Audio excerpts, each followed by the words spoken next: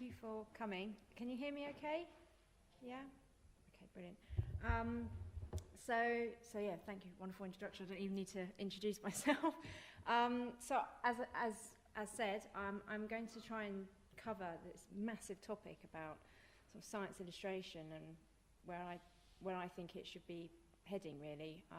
I decided maybe not to just sort of talk about the exhibition and what I did in February, but to try and be a bit more forward-thinking with this talk, to cover where I think I'm going and where I'd really like it if some other people came with me and joined me in that sort of direction, so it's not such a lonely trip.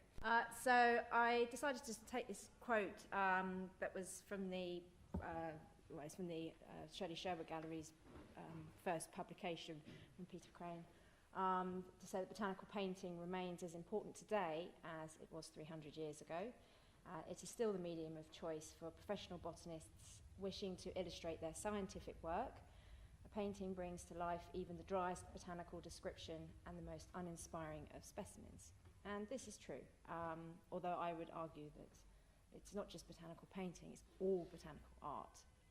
And with that, I am quite broad, and I think that covers from sculpture, calligraphy, film, animation. I mean, there are so many amazing artists out there at the moment who are trying to promote botanical science. I mean, there's the work of Katie Scott that was working at Kew very recently, and she's working in animation, really bringing her what are 2D works to life. So I believe that really it should be just botanical painting. It's all of botanical art. But I decided to use this quote because it does make the statement that actually it is incredibly important today. It's still important. It's not something that just the Bauer brothers would have done during the height of exploration and discovery. It's still just as valid now, but possibly for different reasons. Maybe not so much that we're discovering as many new species now, but it's about sort of telling the story and inspiring people to think about plants in new ways. So a bit of information about the exhibition that was just mentioned on the introduction. So although I am trained in science, I do now paint. I think there was a point when I reached a point where I wanted to see what I was finding out, how it was being passed on to audiences, and I did a lot of work in museums, in interpretation and exhibitions and curation. And this really, really interested me. And then I decided to take the next step and actually be the person that's doing the artwork. So in February, I did have this exhibition called Leafscape. It was a collection of 34 watercolour paintings, most of them very large. I don't know if anybody managed to go. I know some people did. But there were 3 leaves that were about 1 metre by 1.5 metre in scale, and about 20 that were, and they were just leaves. So they weren't what were deemed as proper scientific illustrations. But the turnout was huge, and it was a very popular exhibition. It surpassed my expectation. The collection itself took 2 years to paint, and in a way it documented my journey for those 2 years as I lived in both Spain and in England. I moved studio in the south of Spain for a while. So you had this sort of dichotomy of specimens. You had these London leaves, and you had these very dry or very lush, verdant Spanish leaves. And I used social media throughout the whole thing, so people could see me painting them, and they were taken on the journey with me. And I think the reason the exhibition was successful is probably because it just told a story. I think we all love stories. We need a narrative, and I've noticed that that's where you get that emotional quality, and then people identify with what they're seeing, and I like that. I think it's important. So even though these leaves didn't have all the dissections and weren't traditional sort of Linnean type sort of bookplate style of illustration, people came from all over the world and were inspired and looked at leaves completely differently. So that's brilliant. I was so happy. So here's just one of them. I haven't got them all here. So as you can see, they're not what you would say is a normal type of botanical illustration. And that's one of the larger ones. There's two I've put together, but they were single paintings. The yellow one has gone to the Fitzwilliam Museum, so if you want to see a painting in the flesh, there's one there. So yeah, and one of the things I was doing with the painting as well is just really focusing on how I was lighting up the specimens, so they look a bit different. One of the things I find really interesting looking through the archives is you can really tell the difference in lighting and maybe even geography of where some of these paintings were. If you look at Redouté's work, they have this sort of smoky sort of quality to them where you could just imagine him working in a sort of smoggy light, sort of by a wooden fire or by candlelight. And then you can tell when a painting's also been done by daylight because it's not looking as so three-dimensional. They can look quite flat. And then obviously with this one, directional light, which is what I've done. So I don't know. Chapter 1. So what I wanted to talk about was just, I guess, it's the revolution I'm trying to instigate. So I feel that as scientific artists, the first thing we need to be doing is to be asking ourselves about the story that we're trying to convey in our respective media. As image makers and artists, we need to think about this carefully, for it is the story that gives the viewer an experience, and that's important because this is what makes things more memorable and personal, and that therefore closes the gap between plants and us. I also think at the same time it's important to consider which elements of the story need to be left out in order to sharpen the experience, because we don't want to confuse our audiences. And at the same time, you want to leave them wanting more, really. So yeah, this is just some of the things that I think about when I'm painting. How much do I reveal, and try to simplify things. But it is part of what actually am I trying to talk about here. I put this quote in. It's completely about a different type of art, but I put it in because it just says how art can be used to solve problems on a cultural scale. So I'm going to talk about plant blindness in a minute, but it is the way forward in my eyes.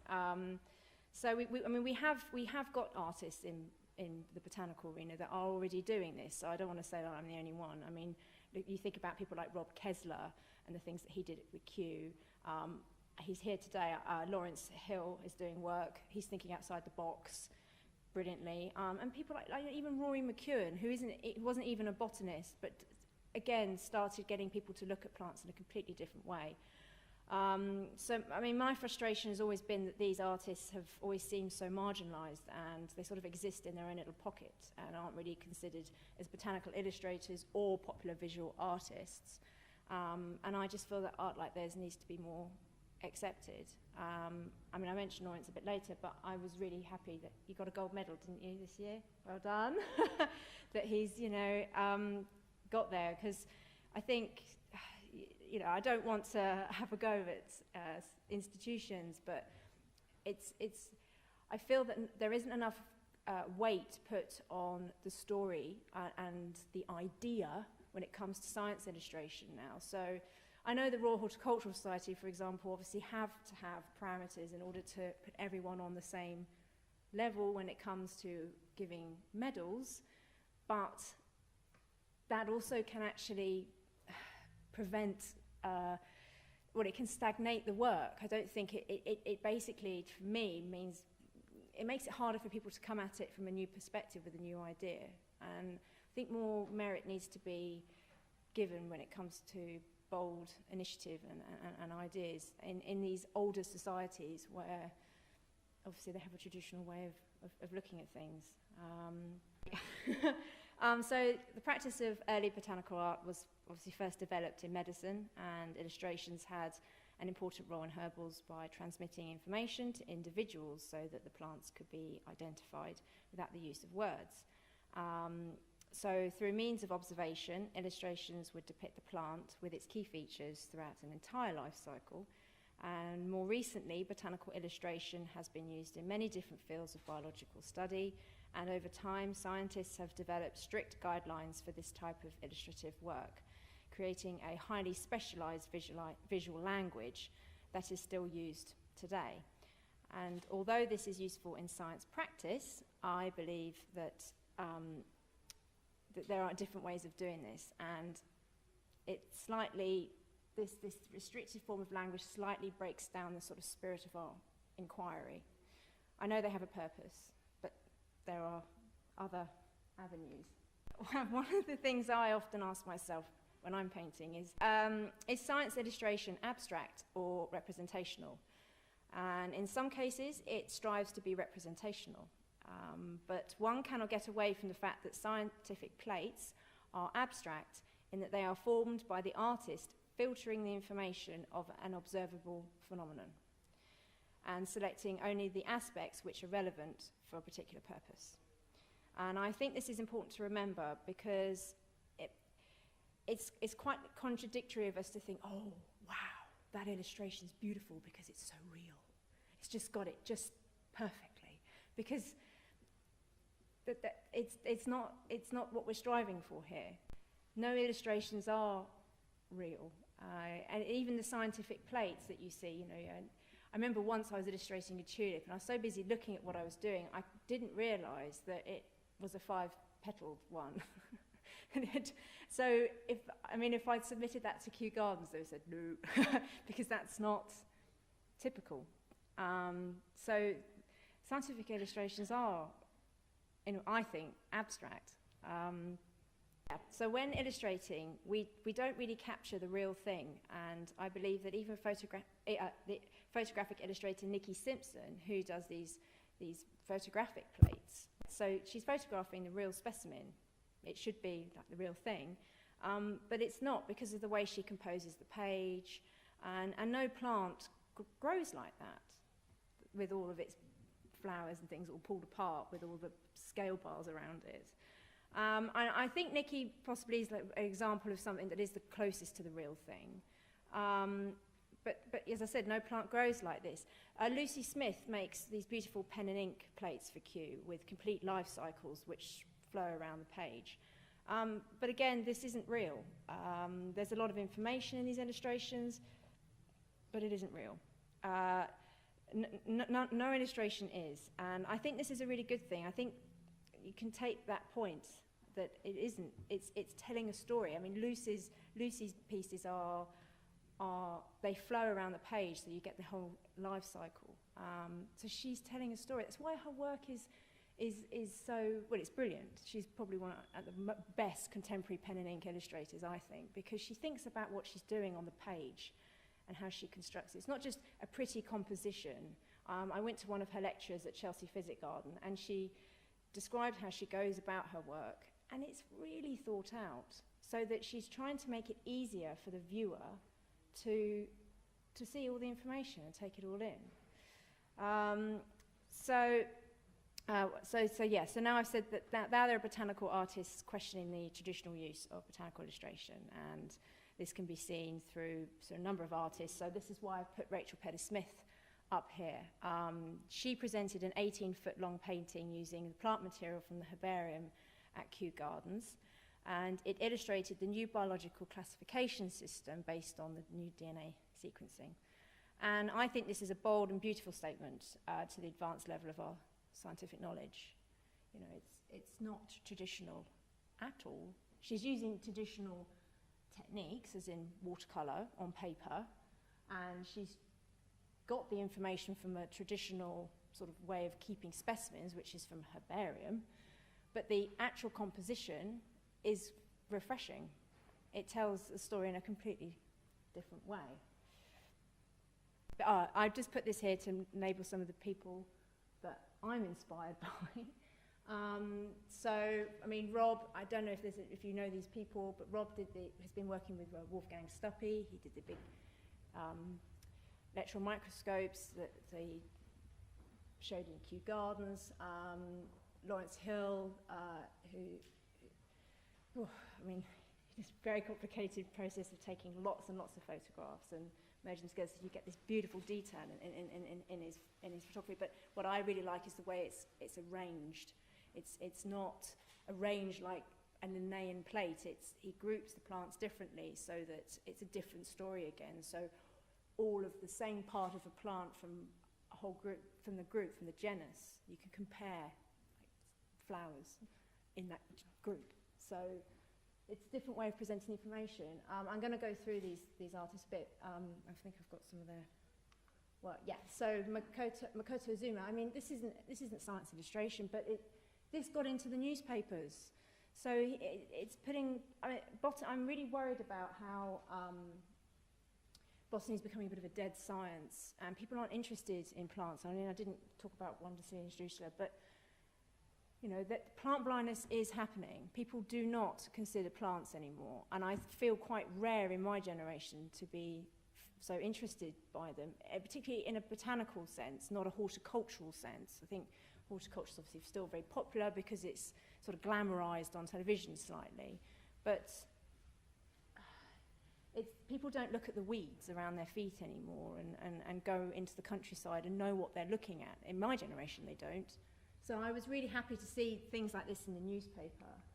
Makoto Moriyama, his illustrations are completely different. I don't think anyone else is doing work like this. And he's currently busy trying to work out how to do this three-dimensionally with projection, which I think is fascinating. If he could get a gallery space so that the flower is sort of a hologram, it's just mind-blowing.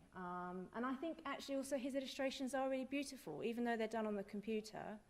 They're accurate, they're to scale, and it takes a long time. Margaret Leone, I love her work because, again, it's really different, refreshing. I'd love to see her come to Kew and do some work. Her work reminds me a lot of Margaret Mee's, Arthur Church. I mean, see, it's all through time. I mean, you get these little peaks. It's sort of like a punctuated evolution of illustration. You know, he's the first to have done things this boldly, really. And he used a different mediums where he was working in gouache, so it's completely different. And actually, I learned a lot from looking at his work. He taught me how to sort of use a burnisher to try and bring the specimens to life and make them really, well, the pieces to life and make them really bright.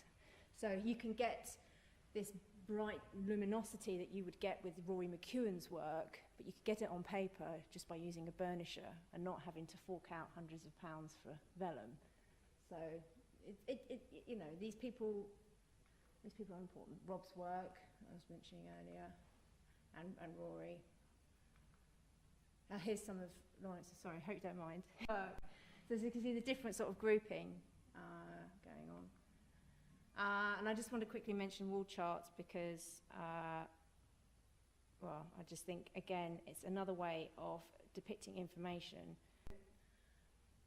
Again, you know, you wouldn't have this except, I personally don't think this would get a gold medal at the Royal Horticultural Society.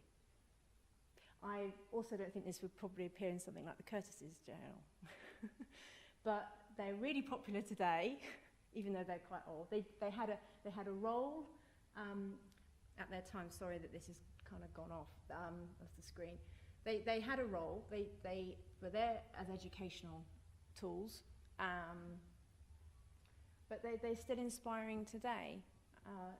So I guess my point is that it doesn't have to be a certain recipe for science illustration. So, for example, with my exhibition, although I did all these paintings and I published this book, which you can have a look at later, I also recorded all of the sounds where each leaf had come from and composed a soundtrack from that to sort of, basically I was getting very frustrated as a painter not being able to get the information that I wanted visually. But I also considered the importance of closing this gap between the natural world and human beings. And the thing I love about sound is sound happens inside of you. So when you're looking at a painting or anything, you're making a judgment. It's separate from you. So even if it's a plant or a painting, so that's a painting of a plant, and that's that, and I'm me, and you're making some sort of measurement. But with sound, you can't do that. It's in you.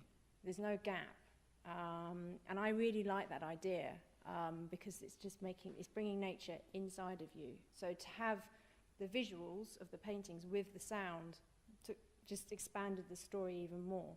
And of course, then you started going along other themes of when I recorded them and where I recorded them. So you're then asking other questions about reality, really, at the end of the day. So yeah, I put this one in as well because my next project I think is going to be on blue flowers. So that's why I put this wall chart in.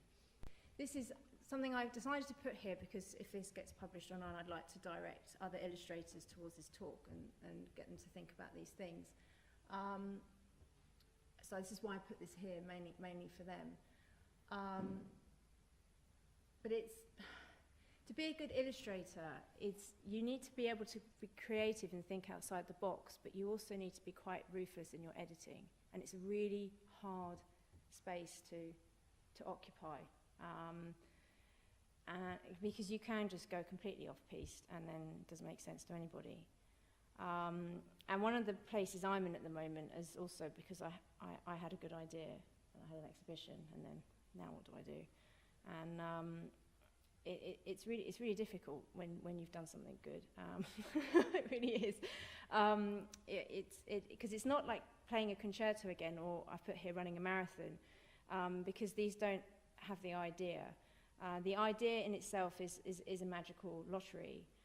To find a successful idea is to find the space where preparation meets opportunity. So after something successful like a show, one is made painfully aware of one's own inadequacy, actually, to be frank, and you feel like you cannot do it again. But what you need to do is actually just show up every day and keep practicing and keep drawing every day. That's your preparation for when the opportunity arises. So musicians and athletes practice every day, and as illustrators and artists we should. I'm never somebody who fits into science or art, and I always try and throw things up in the air a bit, so I apologise. But I put this in here because as an illustrator and artist, I always look to musicians for my model, because they are excellent examples of being able to connect people en masse with an idea or a feeling, and they do this by telling a story. And for centuries, we've been singing about love, but no two songs are the same, and still nobody has got it right. So I feel very much the same about illustration, and this is how we should be thinking as science illustrators, that there's no wrong way or correct way, there are just different ways of depicting plants. And it is all about taking familiar concepts and visions and reassembling them to communicate the story slightly differently each time so that it inspires. And that's where I'm coming from. I used to love doing the typical Linnean style plates, but I don't anymore. I don't think that's the way forward. And I was absolutely overwhelmed by how Leafscape just took off and brought in people who would not even look at that art. People who had nothing to do with science, just everyone. And I had people turning up who'd flown across the world to see this exhibition. And I mean, this is why I say I feel a bit bogged down. I had a good idea, and now I've got to try and do it again. But that's great. And I'm wondering, I just really want other people to feel that is a possibility, that you don't have to do it in a certain way for the Royal Horticultural Society to get a gold medal. I mean, I'm busy trying to work out how I'm going to do that, and then if I should do that. But it's interesting. I mean, I don't want to have a go at the Linnean Society, but I even looked, I looked on their website to see if my book might qualify for that medal that they award for botanical artists. Of course it doesn't, because it's not a traditional book. They're not traditional illustrations. It doesn't qualify. And I just thought, you know, it's fine. It's like everyone has to have maybe a bench, in which case they can pitch other people off, and it would be unfair to have some sort of crazy person coming in who's done something novel and doesn't just bucks the trend. But at the same time, maybe we should let these things come into the question, because otherwise it's just staying the same again. And I worry that this is why people aren't inspired by plants anymore, because it's not in mainstream media. It's not there as a visual feast. So that's basically what I'm trying to sort out. So my next project, I think, will be on the blue flare, and I'm just trying to work it out. But I want it to be something global, and there will probably be a lot of travelling. The blue flare, basically, just to finish it, basically it's a contemporary version of Novalis's blue flower, where he goes hunting for this blue flower, and it starts the whole Romantic movement. And as far as I'm concerned, that was the last time nature was given, you know, the stage that it was supposed to be put on within our culture. You know, it was important and deemed important. And I just thought, well, I'm going to take that story, which inspired the Romantic movement, in the hope that I can do something more contemporary to inspire a similar movement. Because at the end of the day, I actually want to see this sort of artwork on the walls of Tate Britain. That's what I want. And I want people to look at plants differently and experience them. So yeah, I think that's half an hour.